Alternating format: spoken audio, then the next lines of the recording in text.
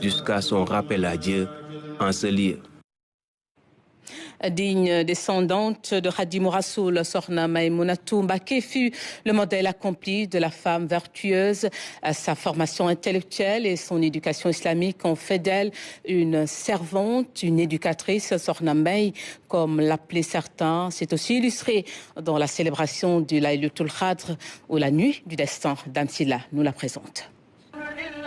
Née en 1924 à Ndam Darou Alimoul Kabir, 3 ans avant le rappel à Dieu de son vénéré père, Cheikh Ahmadou Bamba, Sokhna Maïmonatou Mbacké a consacré toute sa vie à servir la Oumma islamique. Quand elle a eu l'âge de faire ses humanités, son grand frère, Serigne Mohamedou Moustapha Mbacké, l'a conduit auprès de Serigne Dame Abdourahmane Lo. Après des années d'apprentissage, elle a fini par maîtriser parfaitement le Saint-Coran et les sciences religieuses.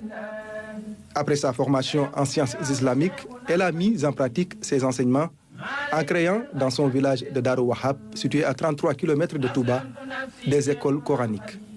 Compagnon inséparable du Saint-Coran et des Khassaïtes de Borom Touba, Sokhna May, comme l'appelaient affectueusement les Mourides, était devenue une référence pour plusieurs générations de femmes qui ont trouvé en elle l'incarnation d'un modèle à tous ses contemporaines.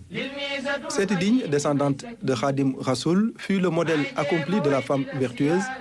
Sa formation intellectuelle et son éducation islamique, conformément à son statut, ont fait d'elle une savante, une éducatrice, mais aussi une poétesse. Dévouée à la cause mouride et respectueuse des enseignements de son père, Sokhna May s'est toute sa vie durant évertuée à soutenir les différents khalifes de Serigne Touba. De Serigne Mohamedou Moustapha Mbacké à Serigne Saliou Mbacké, elle a été le prototype du disciple soumis et du soldat présent à tous les grands combats pour le triomphe de la cause de l'islam. Toujours souriante, Sokhna May, qu'on appelait également Badienne, recevait tous ses hôtes dans la joie et la générosité.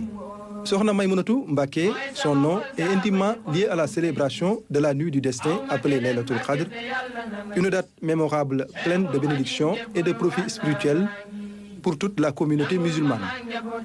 De 1952, date de la première célébration, à 1999, marquant la dernière édition de son vivant, elle a hissé cette nuit bénite à une dimension sans précédent.